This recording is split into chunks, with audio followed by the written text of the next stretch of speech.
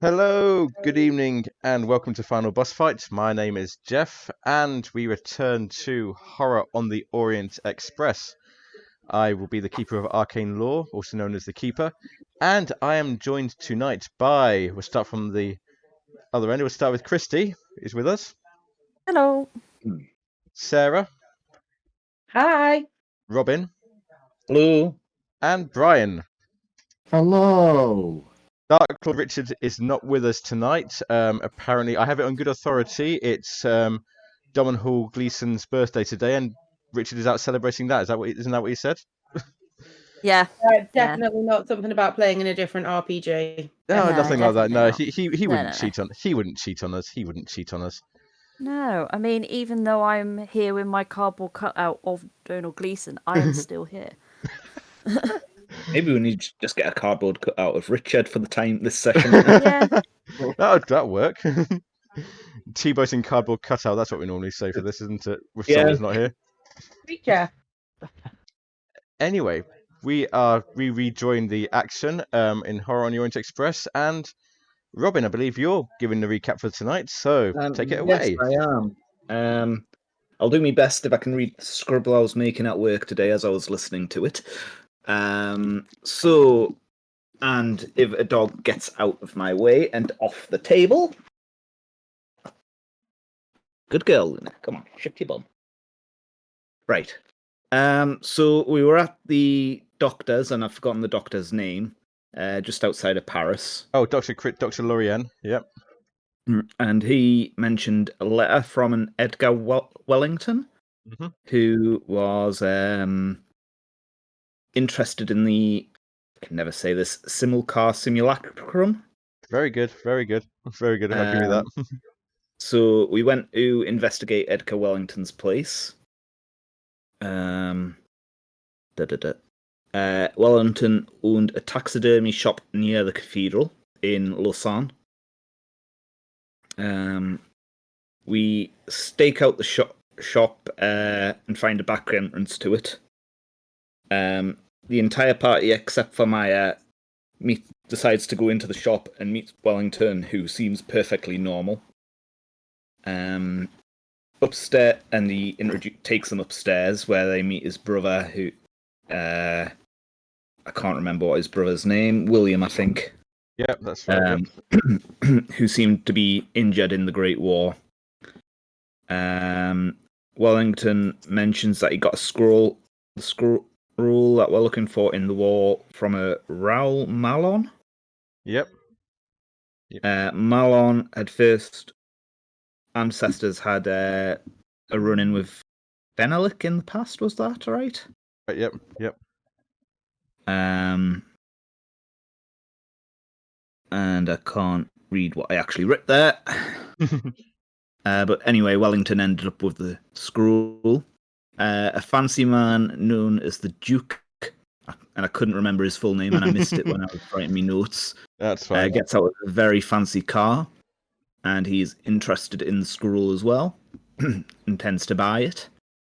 The Duke invites the rest of the party to the Black Cat Cafe that evening, in an attempt to get them to auction for the scroll, and gives them a lift around the town.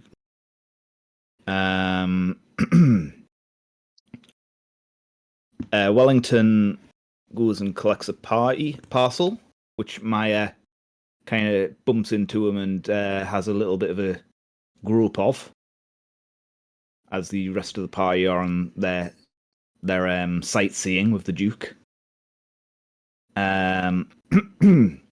And the parcel feels like it contains a pouch.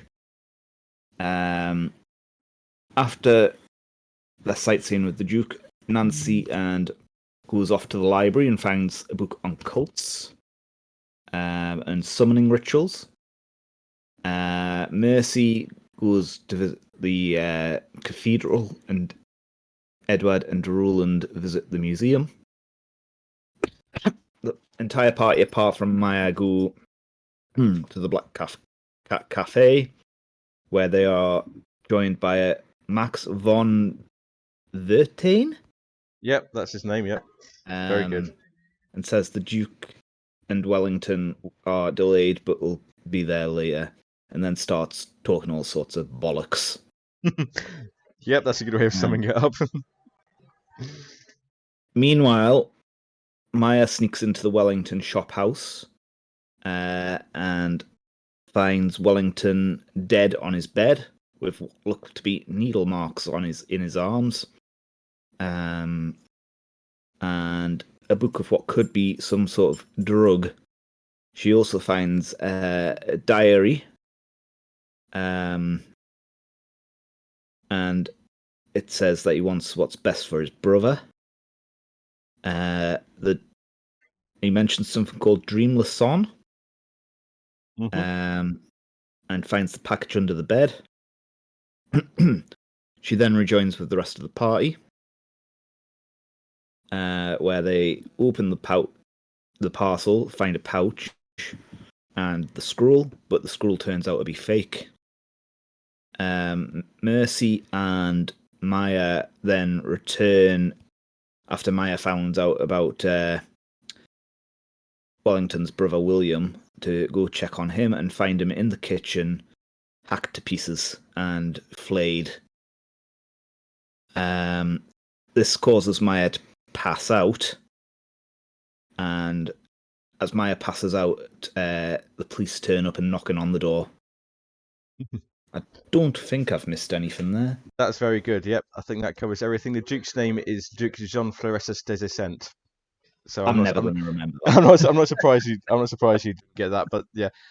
So that is where we rejoin tonight. Now, before the session tonight, I asked Richard to make me a roll. I asked him to make me his choice of fast talk, charm, or credit rating, and let me know the result. I said he could use luck or push the roll, but let me know if he did. He chose. I'll read out what he said. Okay, so I made that roll. Credit rating, 85 over 60, so fail. Decided to push it. 89 over 60. Ah, crap. So we'll leave that scene for the moment and go back to the hotel. What are Edward, Roland, and Nancy doing? Because you didn't go out with the Major or with Maya to the shop. You stayed at the hotel. So what would you have been doing? We're not with, what was his name? The blokey who was... The Duke. Was it the Duke who was in the club with us? No, you're not. No. Maximilian something. And it is quite late. Yeah, it is quite late at night now, isn't it? Probably be like 1 o'clock, that sort of thing. Yeah. Yeah, no, Nancy's going to bed. Okay. Nancy doesn't know what else is going on, and Nancy's going to bed. I think- Yep. I was going to say, wasn't Roland sort of said that he'd look after the, what was it, people's packages and that Yep. we had while others weren't around. So Okay. I can't remember what the package was. The arm of the simulator. Yeah, that was it. I was about to say foot, and I was like, it's not a foot, is it? And yeah. So Edward, are you? What would Edward be doing?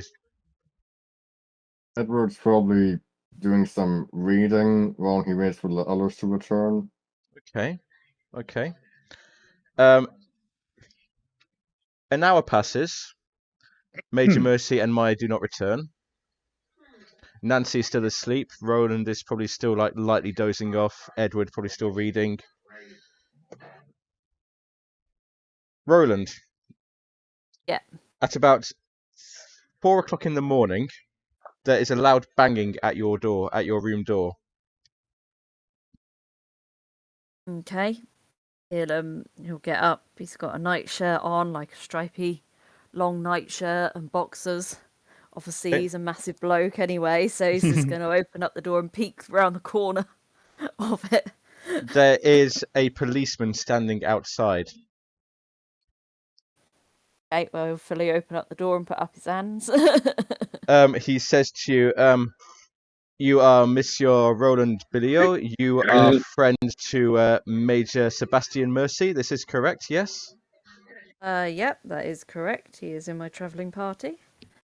Inspector Vergier of the Lausanne police wishes to see you and your companions immediately. This is not a request. I have a car downstairs ready to take you to him. You need to come with me now. Do we definitely know he's a real policeman? Yeah, I'm going to say yeah.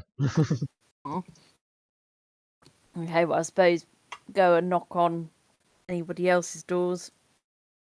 Yep. I mean, regardless if they're there, just knock on the doors.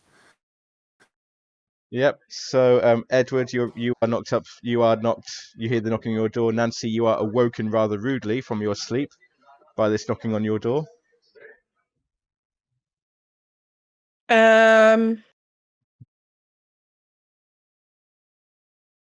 I will go and see who it is, and when it is explained why we are being woken up, I'll get myself dressed. Okay. Quickly, urgently. Mm-hmm. The policeman leads you to the front of the hotel, and there is a police car, official police car out there. You all manage to squeeze into it. It's not as comfy as the Duke's car as you might expect. It's quite a tight squeeze, even just for the three of you.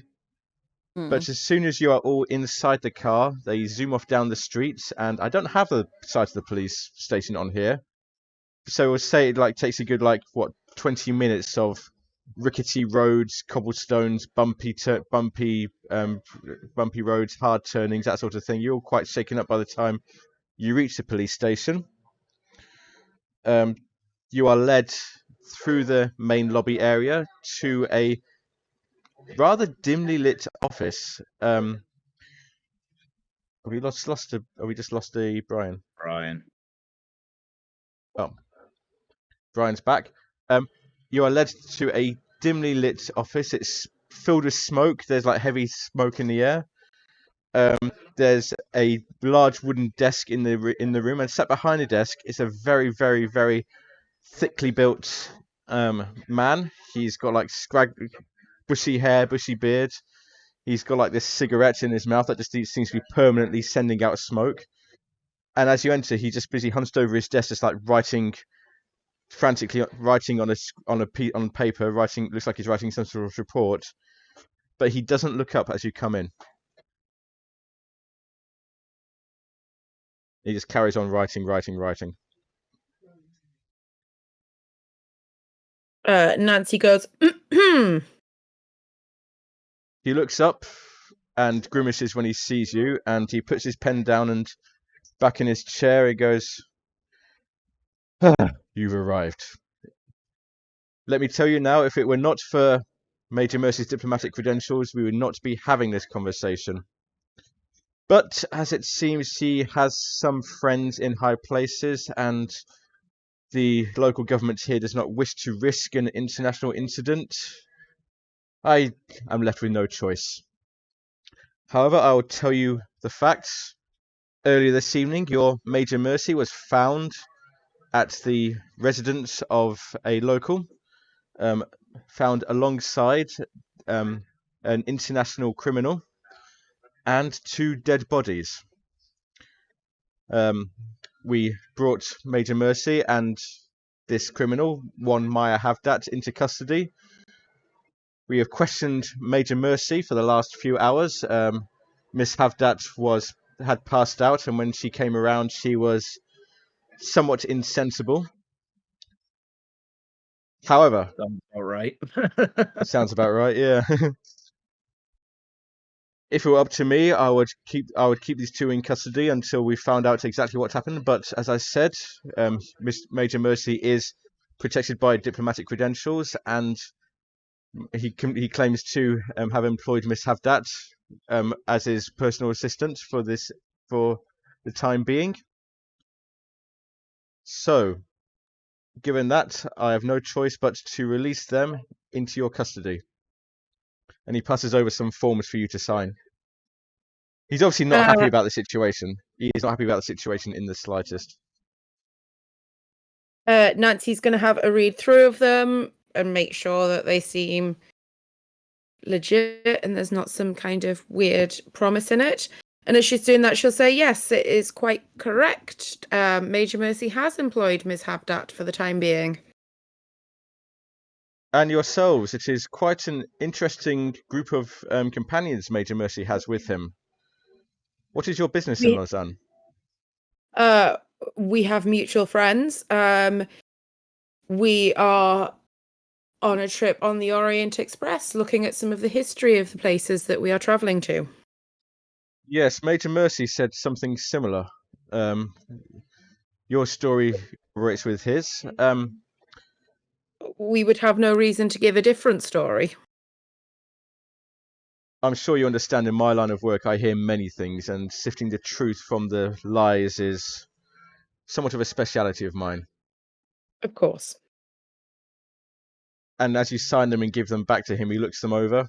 Is still like puffing this cigarette out, just like smoking like a chimney. This all seems in order. Exactly, that's what Edward does. Edward just starts coughing. Very well then. I understand the Orient Express is due to arrive at 7 o'clock this morning. I do not understand your business here, but I suggest you be on that train. If there are any further disturbances, I promise you I will not hesitate to have you returned here. Major Mercy may be protected by diplomatic credentials, but you are not. I hope I've made myself clear. I understand. Bomb. And he summons the same policeman who brought you here. And the policeman, rather rudely, ushers you to the entrance of the police station, where you find Major Mercy and Maya Havdat there waiting for you. Just for my own knowledge, how is Maya looking now? Just about recovered. Can you roll me a d10, actually, please? Just roll me a d10.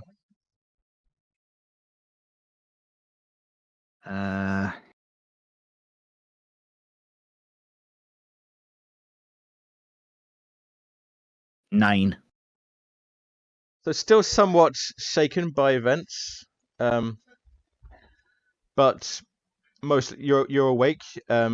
You're somewhat recovered, but you're still like teetering a bit on the edge. Still a bit jumpy at the slightest noise.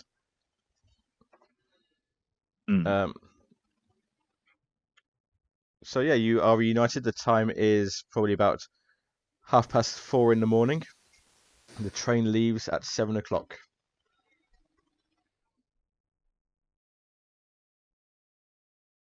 Well, Maya, Major Mercy, it is good to have you back. Maya just flinches. Sorry, I will try and speak quieter. Is that better? It is good to have you back with us now. That charming policeman suggested that we would probably be best leaving, and while we are not leaving with the scroll we had wanted to get, I think it may be for the best if we are on the Orient Express. Yeah, we might as well keep on enjoying our trip.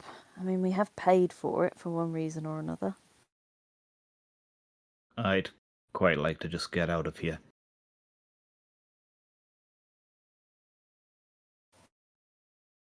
As you return to your hotel to start packing, Maya, your left arm is aching a bit. Okay. I must have fallen funny. And she kind of grips onto her arm. And Maya, as you travel back, can you make me a spot hidden roll, please?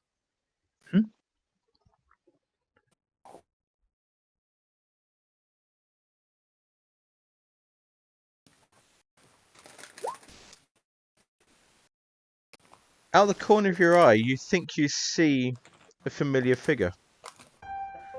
Just like at the end of like another block, you think you see a familiar figure. Who do I see? The international detective Dick Jones. I Is that one again? Sorry? I immediately kind of turn to everyone else and say, look, let's get out of here quickly. Please. Nobody else sees him. Someone is following us. The rest of you make spot hiddens if you wish to.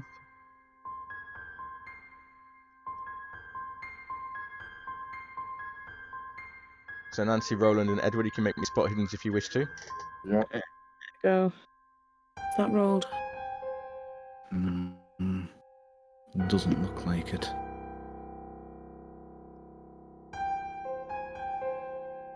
Can I use yours? Yeah, I've got your sheet open. Hang on. At some point in time, we're going to get 7 spot hidden rolls for Nancy. Is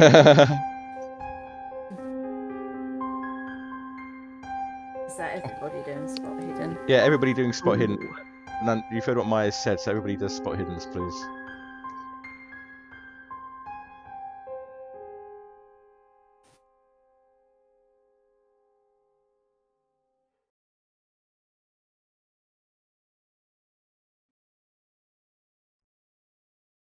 Nancy and Roland, you're just so focused on getting back to the hotel as quick as possible. You just like, that's all you're focused on, just like you don't see anything else.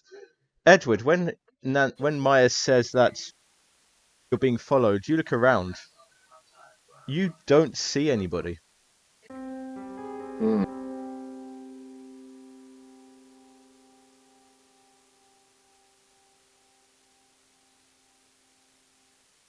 Maya's picked up the pace.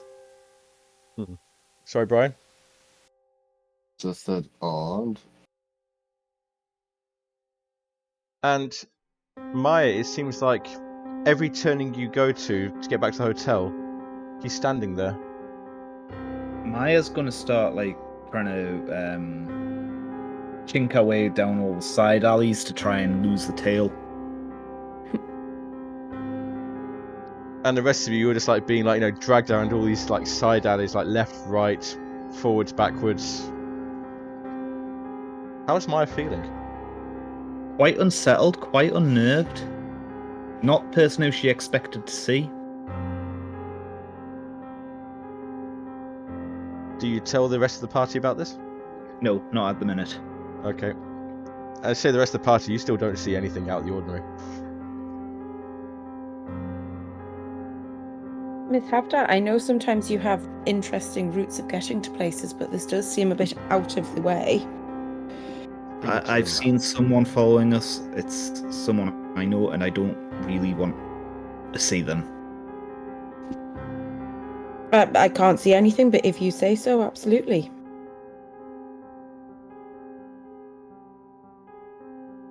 And again, it's like whenever you come like to a main street, he's standing there. Even though it's like seems impossible that he could have got there before you, he's still standing there. And you just hear me, Maya, cursing and turn around and go down a different route.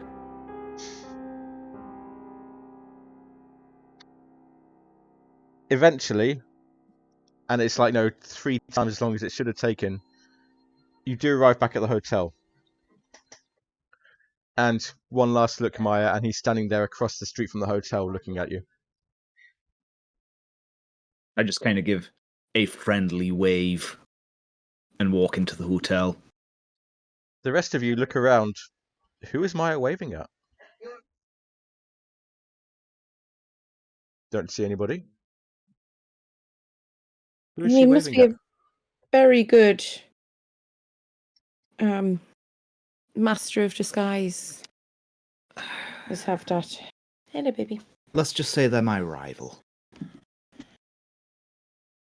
And you think it's likely they would be here? He does have a tendency to turn up occasionally.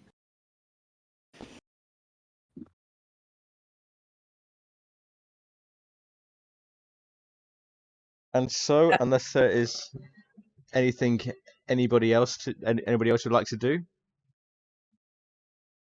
we can you can pack your bags and get the first, well, it's not too far from the station, make your way down to the station ready for the Orient Express. Mm-hmm. Mm-hmm.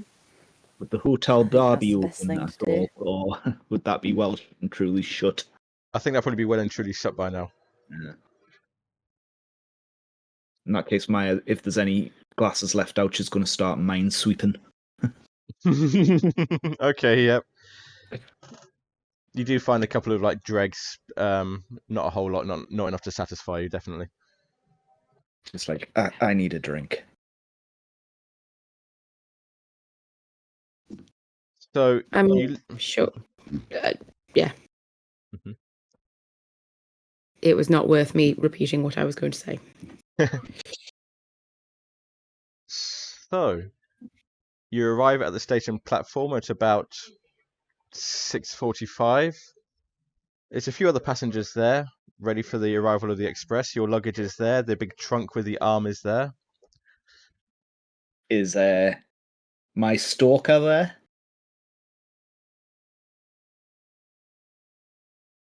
No, you don't see him.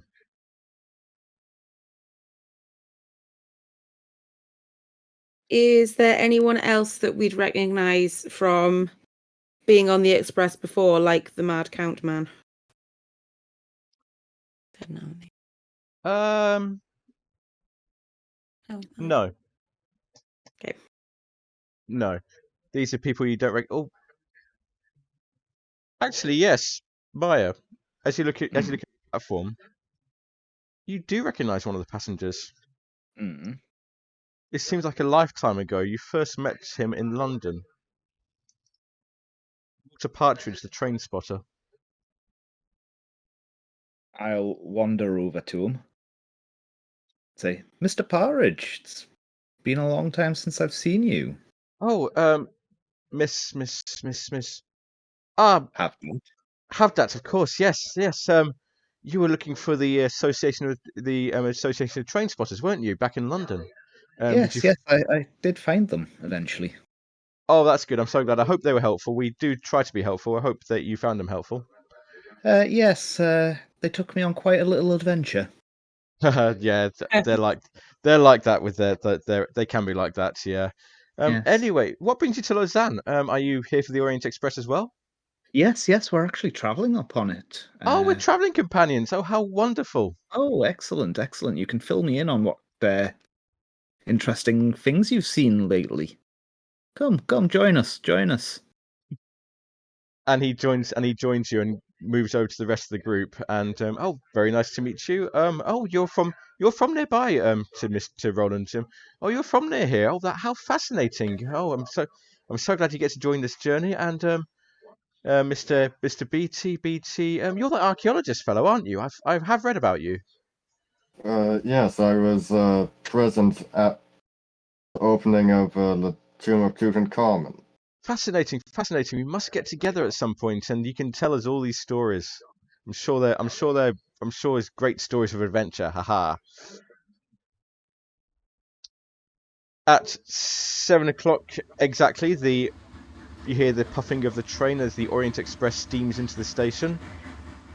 The train comes to a stop on the platform. The doors open and the conductors come down. Some passengers disembark.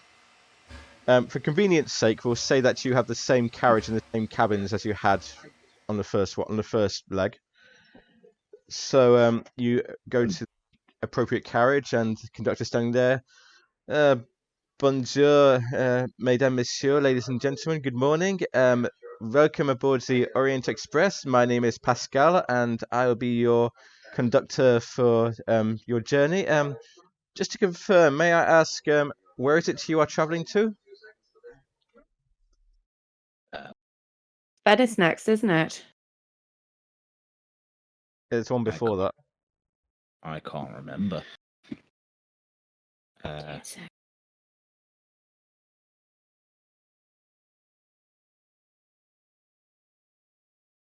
Everything is broken.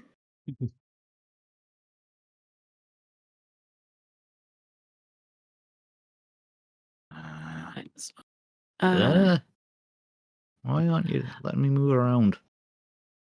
Oh, Milan. Yeah, Milan is the next for you. Yeah, like there's a couple of other places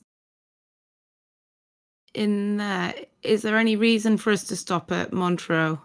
or Brig or Uh, Thomas Dunn. I can't even according to say that. according to the notes you got from Professor Smith and Beddoes, the Milan is the next stop. It says the piece was in circulation in Paris and was sold to someone from Milan. So Well, there's Milan it is then. And we've got to see the opera singer in Milan, don't we? It's true. Yeah. so you board the There's one express, admiring fan in the party. Edward. Mhm. So you do board the express. You are settled in your carriage. In your carriages, same arrangements as before. I take it. Edward and Roland in one carriage, Maya and Nancy in the next carriage, and Major Mercy gets his own cabin. Mm-hmm. Good. I should give Mercy the arm since he's going to be potentially out of it. I saw him looking a bit peaky as we were getting on. He seems a bit flat for some reason. Yes. So, 7 minutes past 7, the train pulls out of the station. Times to arrive at Milan at 12:23. You will have the opportunity to have lunch on the train as you go, but you do have a few hours to yourselves. Maya is going to get very, very, very drunk and pass out in her room.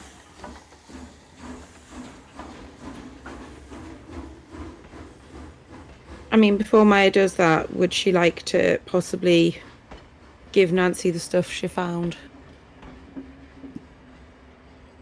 If Nancy asks, then... Well, I thought she'd given it all already. Had you? Yeah, she gave it all before Mercy and her went back. Oh, I got confused. Cool. You get very drunk then. To the express. Sure I get the right one. So Nancy, you head to the salon, and the salon is open 24 hours. And there are like one or two waiters there. There's a bar, someone behind the bar, and one or two waiters. And you say you're just going to get roaring drunk, is that right? Yep. Maya is anyway. So you're there. I'm going to move us to the express map. And move Maya to the salon. There we go. You can prop up a bar stool. As you're there, you overhear some of the other passengers talking to some of the waiting staff, and they're It's like, Maya, or is this the others? "This is Maya." As you're there, Yeah. drinking away, you do hear like someone like saying, "Yes, originally when the Orient Express was first commissioned, yes, the bar didn't have waiting staff, but apparently there was some passenger who got quite uppity about it, and you know that some of them think they know how to run the service better than we do, but she filed a formal complaint, and the company decided from then on, yes, it would be a good idea to have bar staff here." Maya kind of perks in. Was this Amelia Meadowcraft by any chance? I don't recall the passenger's name. It might have been something like that. You're very well informed, miss. Oh, I just read a story about the Orient Express a little while ago, and there was a character who did that in it. Yes, yeah, we do have some passengers occasionally who think they know how to run our job better than we do. But it seems to work. This is what we get paid for. Now, what can I get for you? Ah, yes. Your strongest whiskey. Strongest whiskey. Here Scottish we are. syrup. Pours out little like finger of whiskey. Just leave the bottle. If you're sure, mademoiselle, it is still very early in the morning. And she kind of just takes the bottle and slams it on the counter. Very well, very well. Doesn't even pour it out, just starts drinking from the bottle. as Maya is doing this, what is Nancy doing, and what are Edward and Roland doing? I mean, I'm happy to get a drink as well and just sort of Okay. relax. Read up on maybe, tourist spots and that'd be at our next place. Of I course, have yeah. like a little travel guide and that. We've all got travel guides. You've all got the Orient Express travel guides, actually. Mm. Edward? Edward is just sitting to himself, writing around on a notebook on the various Egyptian dynasties. Okay. And Nancy? Nancy wants to look through the paperwork that she was given, or that the party was given that Maya had found. Do you want me to re-show the diaries so that that's fresh in the mind?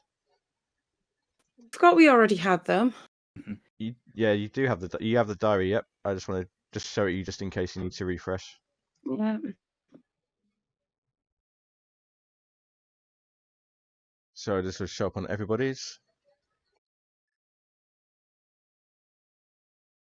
And this is as you are reading it, and you look at the diary. Make me an idea. Actually, make me an idea roll, an intelligence roll, please.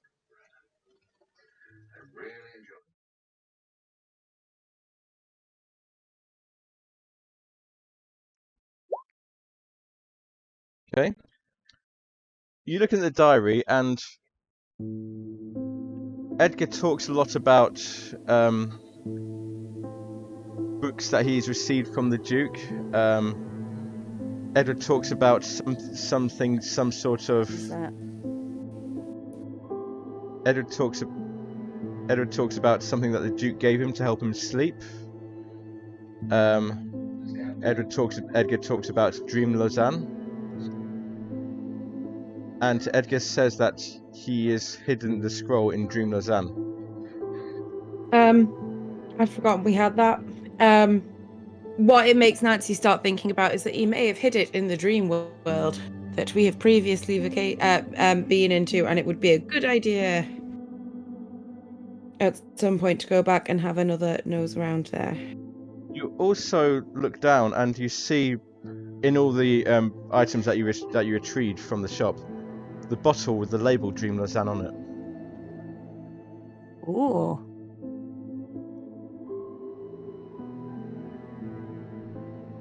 Has it still got stuff in it? There's still quite a bit of liquid in it. Yes.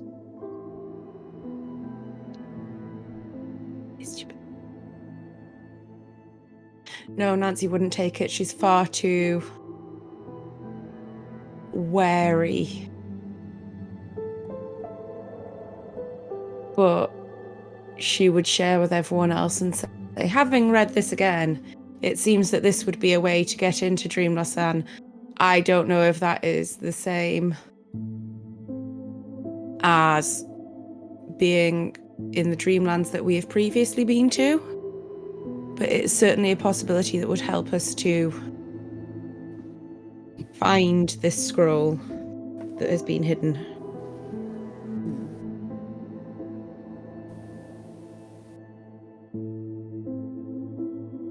I do not feel that it would be a sensible thing for me to do. I am not as physically fit as some of the rest of you, but I would be happy to watch over you and monitor you if you wanted to try some.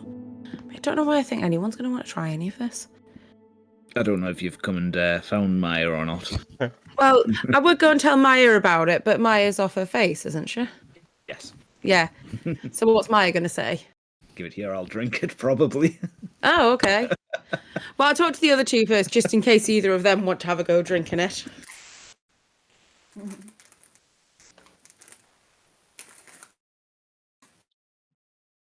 That's you two, by the way, Roland and Edward, and probably Mercy as well. Yeah, I'm Mercy as well.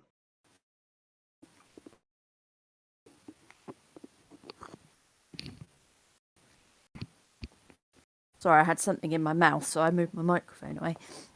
Yeah, I mean, Roland can have a go. I mean, he can take quite a bit because obviously how big of a man he is. So he's not a lightweight.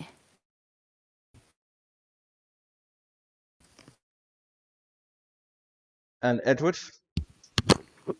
Edward just doesn't touch it. He's not interested in drinking. And Mercy would. I'm gonna kind of take control of it here and say Mercy would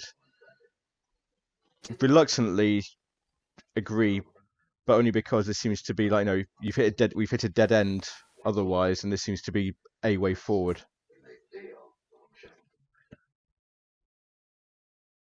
So, who is going to try this stuff? I'm going to drag Maya back to the bedroom, actually. Can I have a show of hands? Who is going to try the Dream Lausanne? Maya will try it for certain. Maya. Mercy. I'll say Mercy will because I want him in there. Roland, was that? Yeah, I will do. Nancy and Edward. Are you yes or are you no? Nancy is Sure. still no. And Edward. Sure. So you pass it to Maya because Maya eagerly volunteered to take a sip. Takes a big chug. You take a big chug and instantly come over drowsy. Okay. Like you're I go about and to. collapse on my bed. Yep, you collapse on your bed and you fall asleep. And you're just like there, quite soundly asleep. Some very Roland. unflattering snoring happens. Roland, do you also take the bottle and do you take a big swig or do you take a small sip?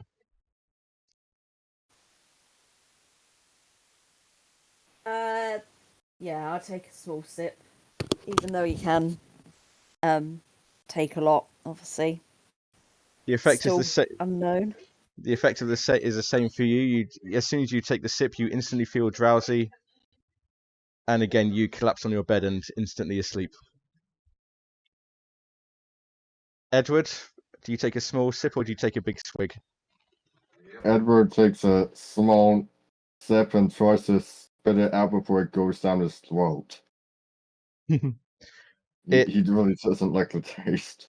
Yeah, it does taste awful, but as soon as it enters your mouth, you do feel the drowsiness overtake you. You try and spit it out, but it's too late, and you feel yourself about to collapse onto a collapse. So you move to your bed and again asleep. And finally, Major Mercy takes a sip, and he is out like a light as well. Nancy, you're in this room in your cabin, or say you're all, for convenience sake, you see your companions and they're all flat out in deep sleep.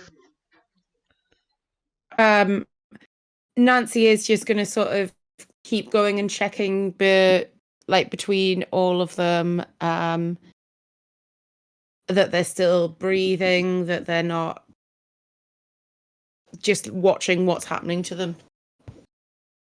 Like Very if they're well. having horrendous dreams or anything like that. Very well. Edward, Roland, Maya, and Major Mercy, you wake up in your compartments, in your beds. You just feel like you just closed your eyes, but now you're awake. You're wearing the same clothes that you wore when you took the drug.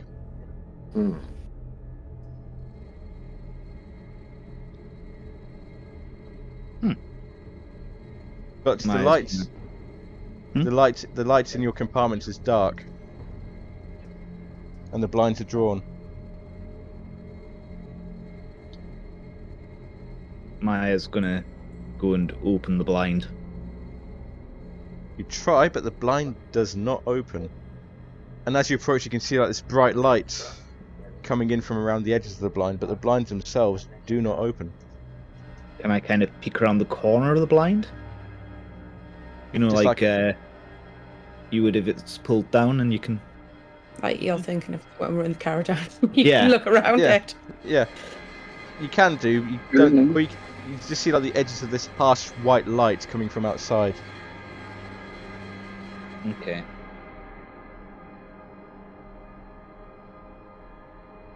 I'm going to... Can't see anything within the light at all, can I? Not really. No. No. Okay, I'm gonna kind of walk back away from there, splash some water on my face. I'm assuming I'm still starting drunk. I'm gonna say not. You're stone cold sober. Okay, I'm gonna walk out. I'm gonna walk out the room then.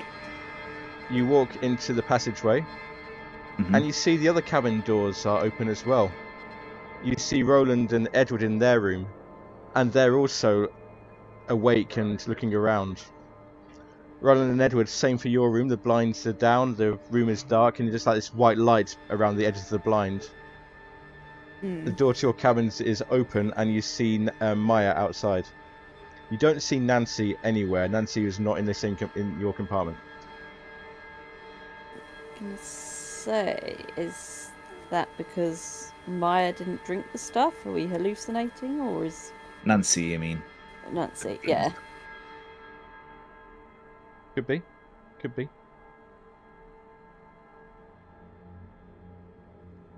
I'll get up and sort of walk towards the door.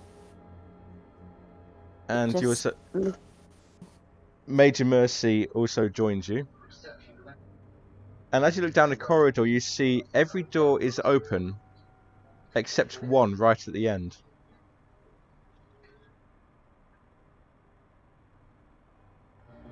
As we're walking down the corridor, are we seeing anyone in the rooms at all, or? No. They're all empty. What about...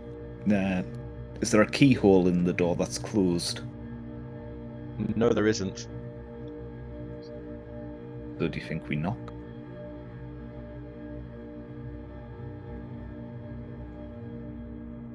Maya asks the others. Mm-hmm. And Maya knocks. No answer from inside, but it does smell like something's off. You do smell decay coming from inside the cabin. And you notice that the door is actually nailed shut.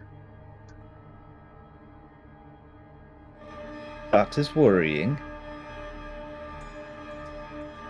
However, as you are examining the door, the three of you are examining the door, you feel the train come to a halt. And the door at the end of the carriage opens. And a bright light comes through it. Okay. And we haven't seen anyone else at all on the train? Seen anyone else? No. Not like a conductor or anything? Okay. Do you think we go investigate this bright light? Well, we're clearly on the road to nowhere. There's nowhere else we can go. Right then. Let's go. Nancy, as you're looking at the faces of the people who are asleep, you can see their faces twitching, like frowning or similar expressions, but they don't seem to be in any danger right now. You walk to the door of the carriage, and again it's a bright light. You step through the bright light, and you find yourself in a familiar place. Oh! Mm. Oh, this got interesting. I'd rather not be here, to be fair. It's familiar, but there are some differences. Whereas before, Maya, when you were here before, I can't remember if anybody. I don't think anybody else was in here before. But Maya, when you were here before, the room was lit by electric lights. Mhm. But here, they're lit by flaming torches on the wall. Okay. On the workroom table, there's a deer that was in preparation for being stuffed for being taxidermized, and that deer is here on the table, but it's very bloody and the entrails are spilling out over the floor. Lovely. That a sanity check by any chance? If you wish to, if you wish I to make a think sanity after check. what Maya's seen Yeah. recently, I don't think that would be going amiss. Do you? Hmm. I don't know why that didn't work. Oh, I was saying, Nancy, Oh. if you feel like you want to jump in at any point, you can jump in, and then you can jump into the dream world, and you'll be at the same place these people are, wherever they are. Just to let you know. Cool. At the moment, because everyone still seems to be okay, even if they're sort of grunting, frowning a little bit, she is still just going to watch for the time being. Well, you do see Maya's face like turning like a grimace of some sort. Maya can just lose 1 point for that. And I'm gonna say your temporary insanity is now worn off, Right. because otherwise that would be another bout of madness. No, Uh, for the time being, still just watching. Cool. Door in front of you. Again, Maya, you know the layout of this place. Mhm. Leads to the store, the study, and the shop front. I think one of the others should lead for a while, Okay. because I don't want to hog the limelight. Okay. Roland or Edward, which room would you like to investigate? Hmm.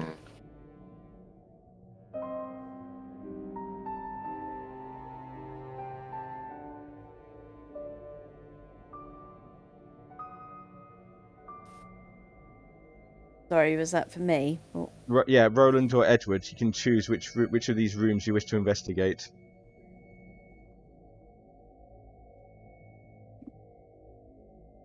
have a look, see at the map. Okay, so which one was it we You are in checked? the well.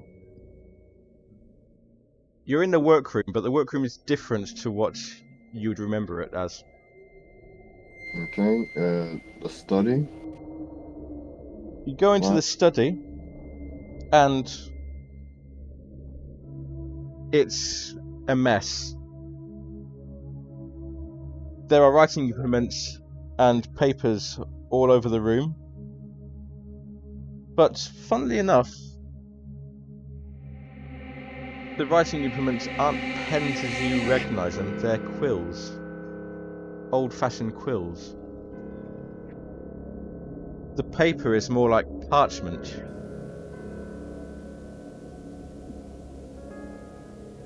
Do see that the chair in the study is overturned.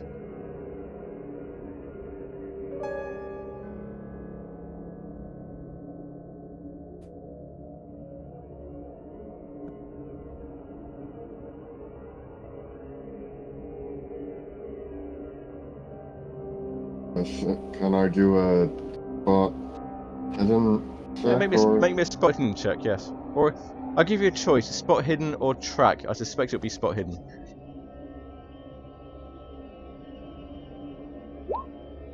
Okay, that's good. Don't forget to tick these off. You do find what looks like signs of a struggle in this room. Well, now what have we here?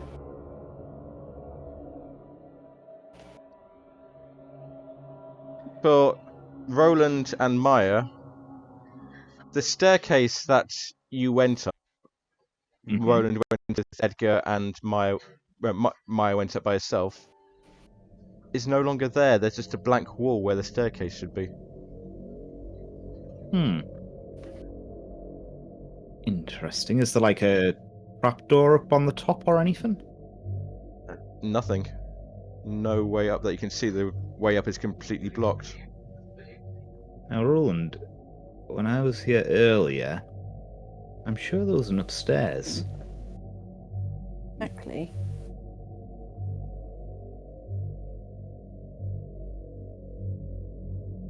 Do you think you could give me a boost so I can knock on the ceiling? See- Yeah, that sounds like a brilliant idea. And Roland will literally pick you up by the waist and I clamber onto his shoulders. yeah, boost you up with one arm. I knock on the ceiling to see does it sound like there's rooms up there or anything? It's solid. It's solid up there. It's not. It doesn't sound hollow at all. It sounds completely solid. This is strange.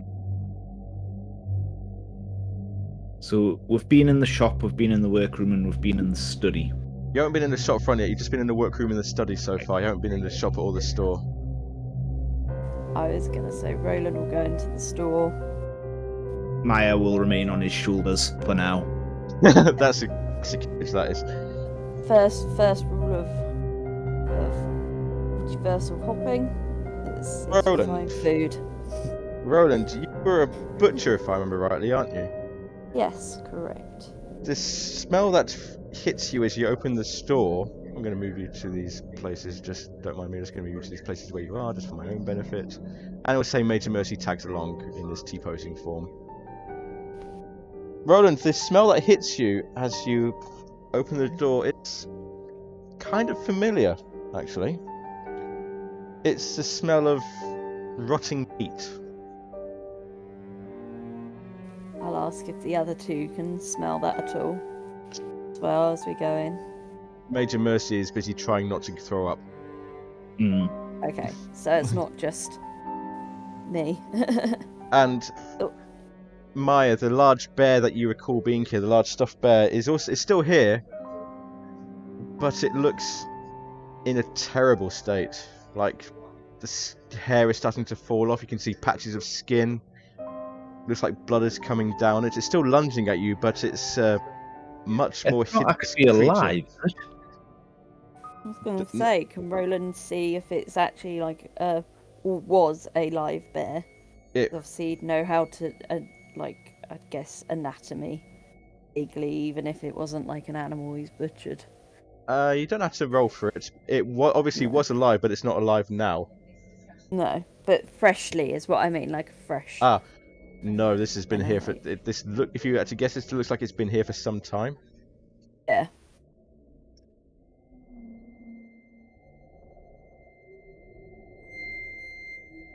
Maybe have we gone back in time to the start of the train? I don't think we're on the train though. Is it Oh the yes, of exact course. same Where bear? it be the taxidermied? Is it the exact same bear, Jeff? It looks like the exact same bear, but as I say, where the other bear was being like in the process of being stuffed, this thing looks like it's just decaying.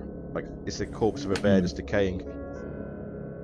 I'm assuming that there's none of the embalming fluid stuff in here either.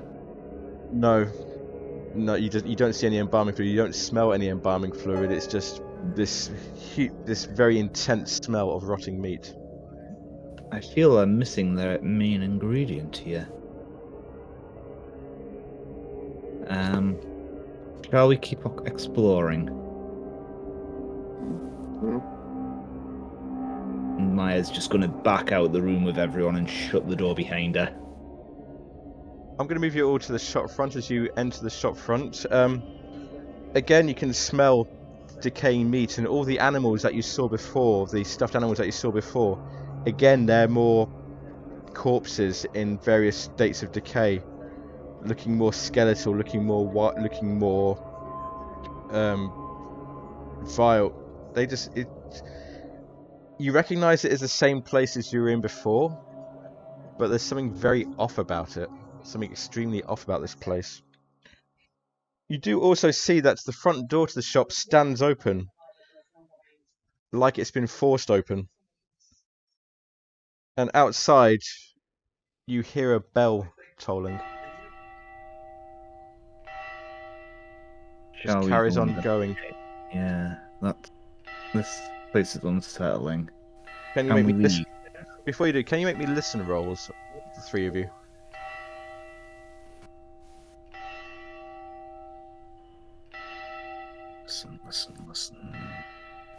Listen.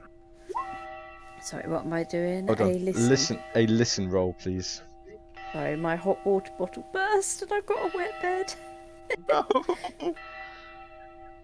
Oh no. Oh, okay. Luckily, it's a cold hot water bottle. If it was hot water, I think you'd hear.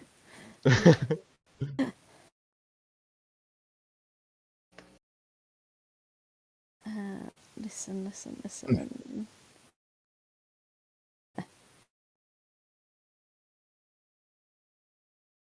Maya, you hear what sounds like crowds of people outside in the street. Mm-hmm. In fact, with that hard success, they all seem to be moving in the same direction. Is it towards the shop? No, past the shop. There are people out there. Let's go follow them. And the bell just becomes ever more insistent. Maya walks out into the crowd and kind of goes to the nearest person and asks, "What's going on?" What's going on is I've just seen we redeemed a stretch, so I'm just going to do a quick stretch. Don't know how old that is, but do a stretch. That's quite old. It is quite old, is it? Yes, I did it about an hour ago. I'm just getting. I'm just like, yeah. I just noticed it now. You walk out into the street, and again, like the shop where everything seemed familiar but off, the street outside seems familiar, but again, it feels unfamiliar at the same time. I'm just going to move us out here just for reference. Again, Nancy, you're not actually here.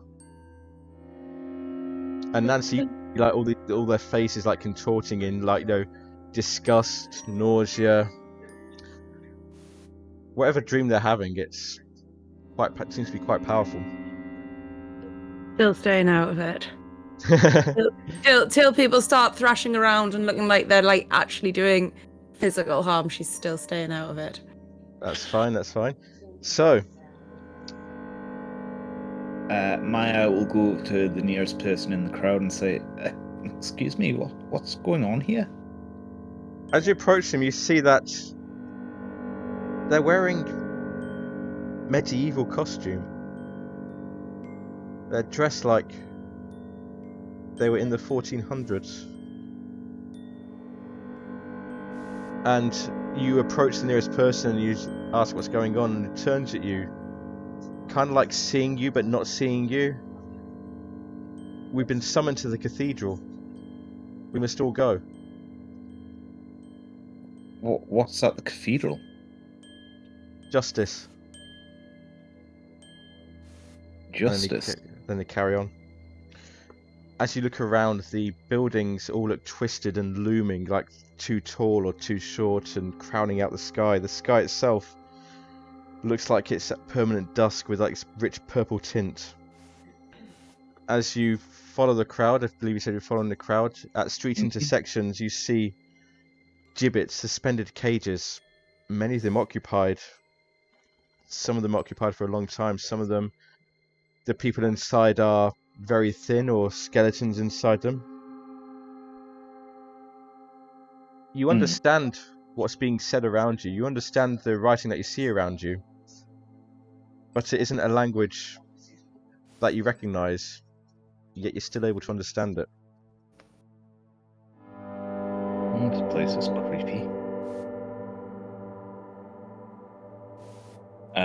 And Maya, if the others, unless the others object, is going to follow the crowd to the cathedral. Cool. Roland and Edward, are you happy to follow the crowd to the cathedral as well? Yeah. Yep. As you follow the crowd through the streets to the cathedral, you pass an empty street to your left. And as you look, suddenly a crack appears in the street. The crack widens and this gaping fissure opens in the street. And from the fissure an icy wind blasts up the road. You feel this cold wind as it moans towards you. Okay. Further down, as you move further down, you see a group of strangely dressed people coming alongside you and up the road. You see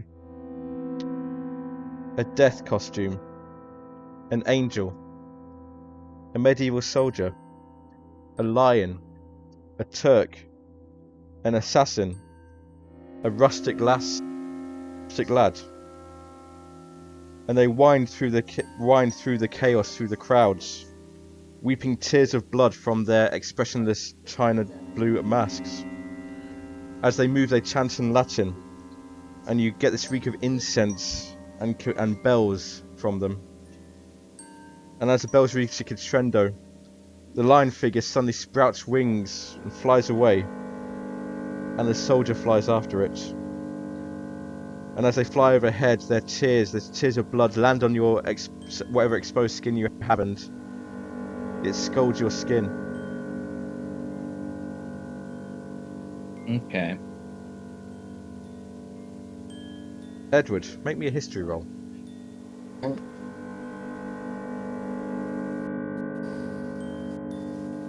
jeez. You want to spend luck or push that? Sure. Which do you want to do? Spend luck or push? Luck. Okay, that'll be...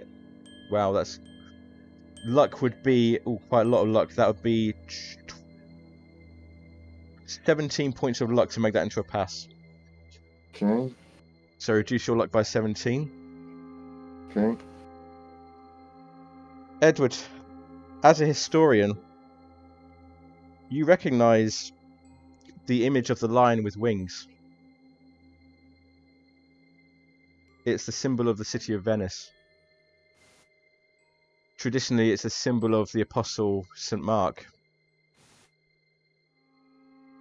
But it's more commonly recognised as a symbol of Venice.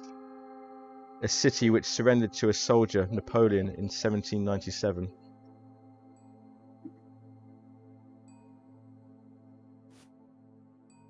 The procession carries on through the streets, and you pass another street on your right this time. And as you look down it, it's strewn with flowers and bulbs.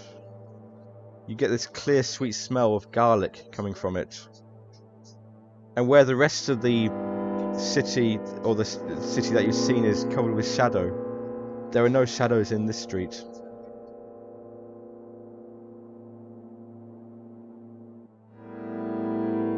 Ahead of you, as you're walking, there's an old woman, and she stirs a huge black cauldron.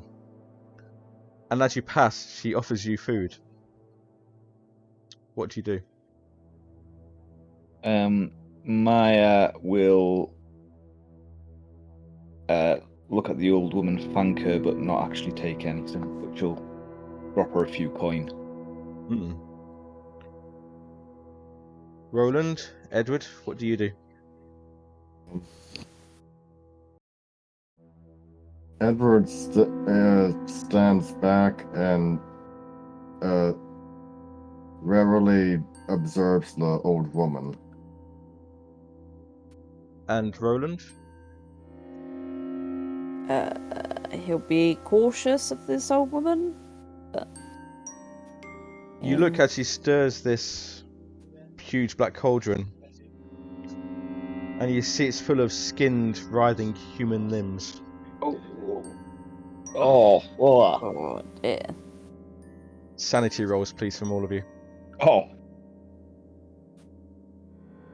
Ugh. Oh god, that's made my skin crawl. Oh wow. Oh god. Well, Oh, it's just success. To be fair, he is a butcher. I mean, he does see like skin. This is true. Edward, you must. all the time.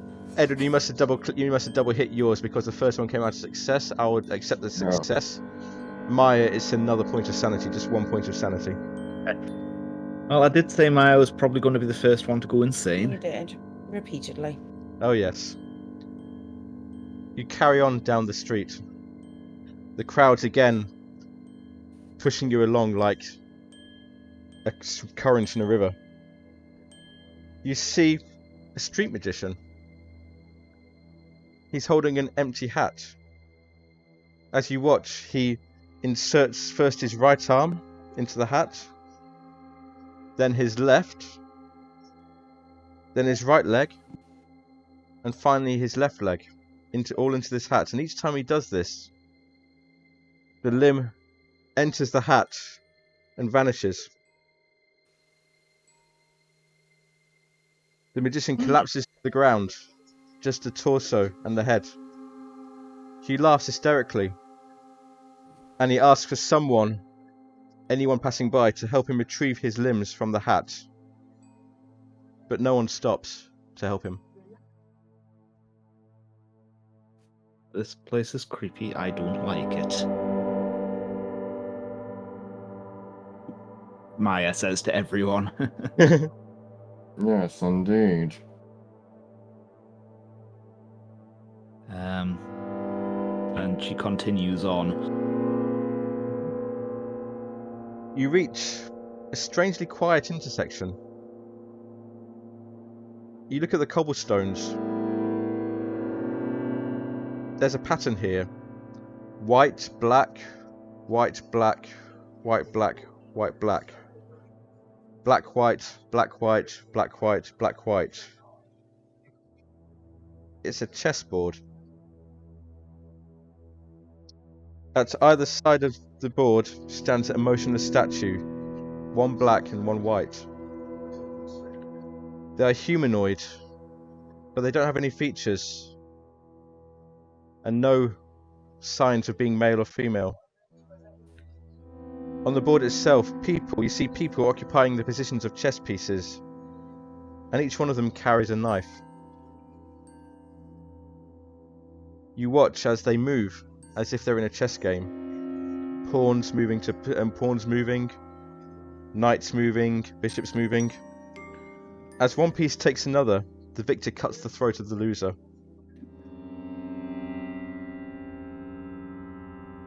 And as you watch, the play speeds up, the people move faster and faster and faster, the board becomes littered with corpses. And eventually the black statue triumphs over the white statue. And as the black statue wins, the white statue cracks noisily and falls to pieces. And then the black statue turns its head. You hear it grating as it looks towards you. I'm not playing a game of chess with that thing. I'm fine. I'll play when we get back to everyone else. Mm-hmm. Let's play when we get back to our, well, I assume waking selves. You approach Actually, as you when you entered the dream world. Can you make me an idea roll, please, Maya? That's just roll. intelligence, isn't it? That's just intelligence, straight intelligence, yeah. As you've been progressing through and seeing these hideous tableaux play out in front of you, this is not the Dreamlands. This is something else. Trying to think what this could be then. The Nightmare Lands? I don't know if such a place exists. The hellscape. The crowd continues and getting quite close to the cathedral at this point. Let's move everyone up a bit closer. One final clearing before the cathedral.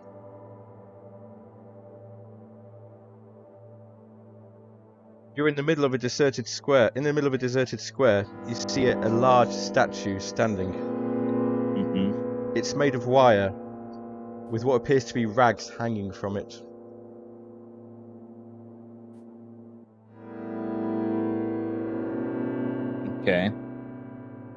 Do you get closer to? Do you get closer to it? Very cautiously, yes. As you get closer, you notice that the wire has been roughly woven into an approximation of a human shape. And as you get closer still, you see that the rags are dripping red. And they're not rags. They're scraps of flesh. Oh, God. Dragged onto the barbs and hooks. And this does require another sanity roll, please. From all three of you. Everyone. Everybody, yep. Oh, God, not again. Where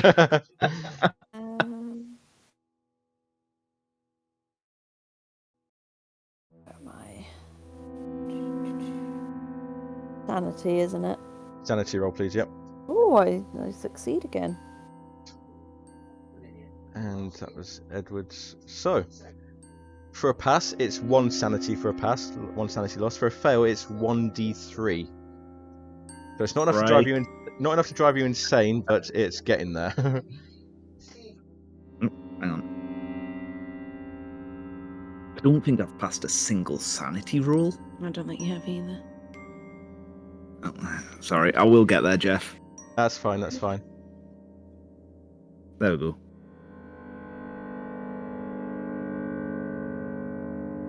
Right, that's come up. It's 1. Okay, it's a new day. It's a new day. I'll be nice. You've suffered enough already. I'll be nice to you. I won't make you temporarily. I won't make you indefinitely insane because this is a new day. So, but as you see this, and revulsion goes across your faces, revulsion visible to Nancy in the train carriage. From the head of the statue, you hear the sweetest sound you've ever heard. It's like an angel singing. Perfect clarity. Edward, you've heard this song before.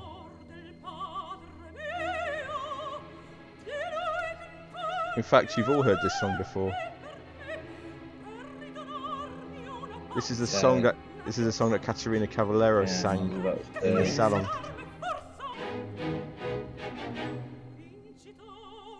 Finally, the crowd moves towards the cathedral itself, eventually filling the square in front of the cathedral. In the center of the square, you see 3 figures. You see a bronze statue. You see a hooded robed figure. And you see the familiar figure of Edgar Wellington, his hand bound in chains. Would any of you have gone to the cathedral in the waking world? Mercy did. Mercy did. Mercy, on seeing the bronze statue, stops, and that looks like the statue from the cathedral, the statue of Otto of Granson. One with no hands. But this statue has hands. And as you watch, Who's Otto of Grantham? Otto of Granson. Yeah. Yes, who's that? Major Mercy will tell you as I look up the actual thingy. The Otto of Granson was killed in a judicial duel in 1398. He's come to symbolise justice for Lausanne. And the crowd surges into the square and surrounds this platform. And the hooded figure raises its arms, and the crowd falls silent. Mes amis, before us stands a man accused of grievous crimes. His criminal conduct in withholding what is due to us renders him our enemy, and hence he must stand trial before us. And the voice is horribly familiar. The figure casts back his hood.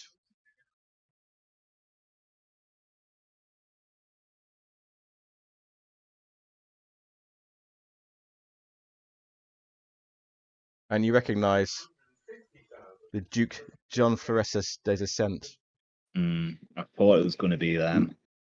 Yeah, I guess. Oh, the duck returns. And that is where we're going to leave it for tonight. Well done, Jeff. Very good.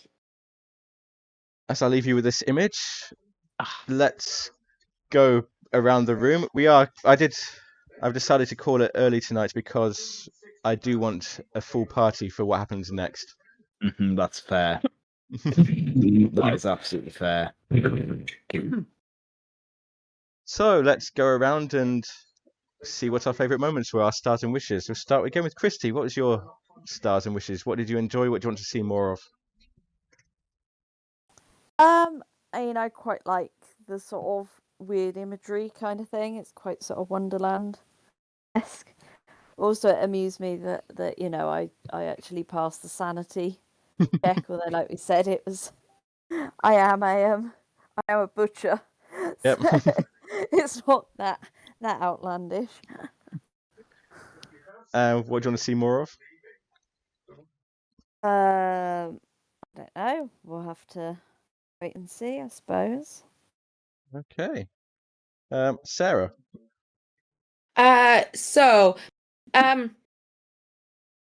I've really enjoyed watching everyone else go through the story. Like, as a player, Sarah kind of, or no, Nancy wouldn't regret not drinking it, I don't think, until it looked like people were actually physically ill. But as a player, Sarah's quite sad she's missing out on this. Like, the creepiness has suddenly notched up a bit, and that's awesome. Yeah, wishes and stars. Just don't write myself out so quickly. As I said, if you want to jump in at any point, you can do. Yeah. It's still the right thing for Nancy to do. Okay. It's just annoying. Sure thing. So someone needs to start looking like they're physically in pain, then she'll try and wake them up, and when she can't get into the dream world. Well, you've seen them run the gamut of disgust, fear, nausea, various other facial expressions that you can imagine them making as they've seen these horrible things. This is very true, but until it's something, Yep. physical. But I'm loving that the creepiness has suddenly gone up. Robin. I'm going to do my wishes first, actually. Okay. I want to pass more sanity rolls. Yeah. I think every sanity roll I've made in the last couple of sessions I've failed. Oh no. Hate to see it.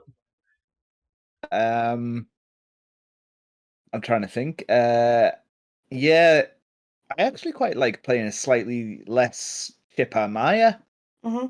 Like, she's always been quite upbeat a lot of the time, so it was interesting playing her a little bit on the low side after having a really rough night. And I do like the creepiness, those bits of that were actually making my skin crawl a bit. Ryan? Oh, what I liked was the creepy stuff. What I'd like to see more of is what happens to the duck. Okay. I'm And sure yes, we'll find out. I will keep referring to him as the duck. Who knows? Maybe he'll actually be turned into one. Brilliant. Myself, I like the part, Robin, where you just completely unprompted said, "Can I do a sanity roll?" It felt like Robin the player needs to do a sanity roll rather than Maya the character. I didn't enjoy that, and I enjoyed getting into again the creepy stuff. It keeps coming up, but this is where the campaign actually starts to take a turn for the creepy, because up to now it's been fairly grounded up to now. Yeah. I was going to say it's almost like taking a complete U-turn, and I mean it was always slightly creepy, but it seems to have really hit the accelerator. And honestly, it does get creepier from here. Wishes. Interesting one. I know this is not the way we're doing it, and I know I'm not suggesting we change anything different, but this is one of those sessions I would have loved to see in your expressions. Yeah, Mm. yeah, that's Yeah. reasonable. I'm not suggesting we start doing that. I mean, if people feel strongly about that, we can do. But I think this is like, no, I'm happy enough to. I mean, we'll do it in our other Call of Cthulhu games, so it's something we can probably look into for next time. But yeah, something like this, like I'd love to see. I'd love to see like the expressions on your faces as this stuff was coming up. But yeah, other wishes. sorry. I'm just enjoying. I just like seeing like you like people like take point on this as well. Like other people taking point. Like you said, Robin, like it's not just like one person's game. It's everybody's game. So it's like nice to see people like taking a bit more like of a proactive role. So I love to see more of that. But we shall find out what happens next time when hopefully Richard will be with us.